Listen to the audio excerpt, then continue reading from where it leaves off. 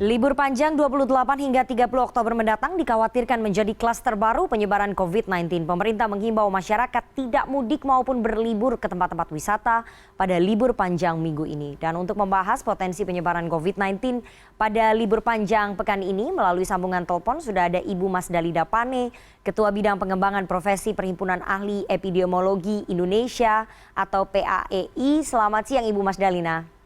Selamat siang. Ya, Ibu Mas Dalina, langsung saja apa langkah pencegahan yang sebaiknya dilakukan oleh pemerintah Satgas COVID-19 menjelang libur panjang minggu ini agar klasternya tidak semakin menyebar, Ibu?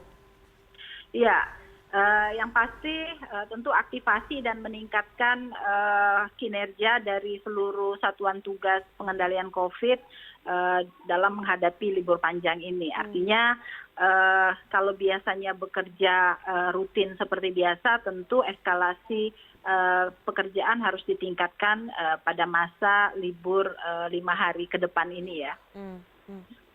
Oke, Ibu, apakah kemudian seharusnya pemerintah ataupun dari Satgas menginformasikan ataupun mengimbau adanya penutupan lokasi wisata atau membatasi pergerakan masyarakat pada masa libur panjang ini, Ibu Mas Dalina?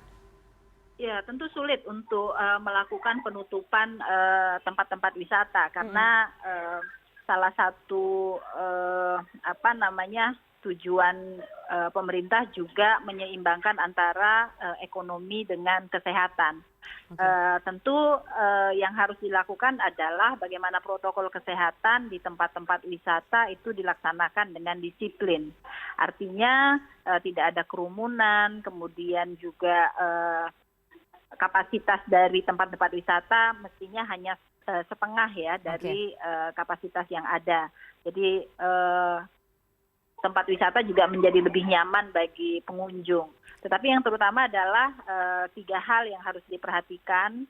Protokol kesehatan yang baik, jadi seluruh pengunjung harus menggunakan masker, kemudian juga jaga jarak, tidak ada kerumunan, kemudian kapasitasnya hanya separuh saja. Saya kira itu cukup baik untuk bisa mengendalikan laju transmisi COVID-19. Oke, Ibu Mas Dalina, tadi Anda mengatakan bahwa sulit jika pemerintah ingin menutup ataupun menghimbau agar masyarakat tidak liburan ke tempat-tempat wisata, tapi di tengah euforia libur panjang seperti ini, apakah kemudian masyarakat mampu untuk tetap menjaga protokol kesehatan, Bu, di tempat-tempat wisata seperti itu? Nah, disitulah peran dari satuan tugas untuk selalu mengingatkan masyarakat jika melakukan pelanggaran terhadap protokol kesehatan. Hanya saja memang kita menghimbau mudik tidak apa-apa, pergi ke keluarga, tetapi sebaiknya berkumpul bersama keluarga itu jauh lebih baik. Oke.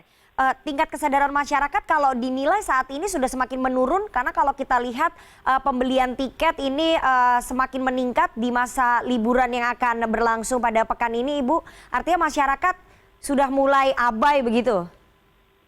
Kita tidak bisa menilai bahwa masyarakat abai hanya karena penjualan tiket kemudian meningkat pada libur panjang minggu depan.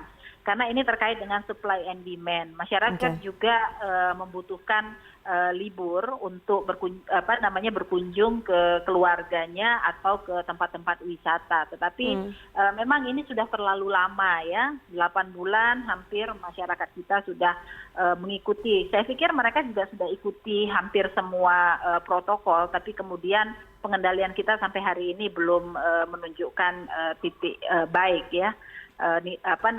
Belum ada penurunan, kasus masih tetap meningkat. Jadi kalau menurut saya memang Indonesia termasuk negara yang cukup lama di dalam upaya pengendalian. Jadi harusnya evaluasi besar-besaran kenapa kita terlalu lama. Sementara negara-negara sekitar kita itu sudah menunjukkan arah yang baik dalam pengendalian.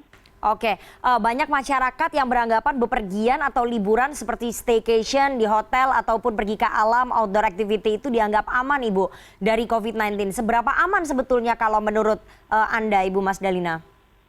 Ya, jadi kalau kita lihat di berbagai daerah, hotel-hotel, tempat wisata juga sudah manajemennya sudah mulai mematuhi atau memenuhi protokol-protokol kesehatan. Jadi pesan kita adalah mencari hotel-hotel yang memang menegakkan protokol kesehatan dengan disiplin sebagai tempat untuk tinggal selama liburan.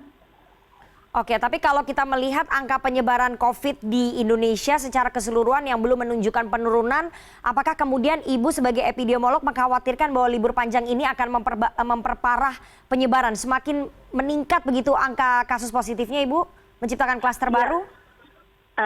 Ada, tentu resiko itu ada. Karena itu antisipasi agar tidak terjadi peningkatan kasus di 2 minggu selanjutnya itu penting untuk kita lakukan. Tetapi sepanjang kapasitas tes kita masih belum begitu adekuat, jadi kalau menurut pandangan kami kapasitas tes kita yang hampir 40.000 per hari itu belum begitu adekuat untuk bisa menyaring seluruh kasus positif. Jadi kasusnya akan selama berapa hari ke depan akan tetap di angka 3.500 sampai 4.000 saja, 4.000, 4.500 gitu. Karena itu terkait dengan kapasitas tes. Oke. Kalau laju transmisi di lapangan saya yakin terus berjalan. Oke, lanjut transmisi terus berjalan begitu kalau menurut Ibu Mas Dalina kapasitas tes segitu-segitu saja, tapi kalau mobilitas masyarakat tidak bisa dibendung, apa kemudian yang perlu dipersiapkan pemerintah agar itu tidak semakin menyebar begitu? Apakah kemudian tracing testingnya harus semakin digencarkan atau memang itu sudah harus menjadi kewajiban dari pemerintah untuk mengantisipasi jika nanti ada lonjakan pada libur panjang ini, Bu Mas Dalina? Ya, tentu pemerintah juga sudah meningkatkan ya kapasitas testing. Dulu mulai dari 20.000 sampai sekarang sudah hampir 40.000, itu adalah effort atau upaya dari pemerintah untuk terus meningkatkan kapasitas testing. Jadi rumah sakit, kemudian sarana pelayanan kesehatan selama libur panjang ke depan itu juga harus standby untuk menerima mungkin kiriman kasus ya dari transmisi yang ada di komunitas. Tetapi kita berharap bahwa masyarakat juga sudah cukup baiklah pengetahuannya tentang bagaimana mencegah penyebaran COVID. Tentu peran pemerintah diperlukan untuk terus mengingatkan dan mendisiplinkan masyarakat dalam mengikuti protokol-protokol kesehatan yang sudah ditetapkan oleh pemerintah. Oke, kita nanti berharap bahwa pemerintah juga terus mengupayakan ataupun mengumumkan kepada masyarakat agar protokol kesehatan ini dilakukan. Sementara masyarakat harus tetap menyadari pentingnya protokol kesehatan menjelang libur panjang pada pekan ini, begitu ya Ibu Mas Dalina. Terima kasih sekali waktunya kepada CNN Indonesia News Hour siang hari ini, Ibu Mas Dalina Pane, Ketua Bidang Pengembangan Profesi Perhimpunan Ahli Epidemiologi Indonesia.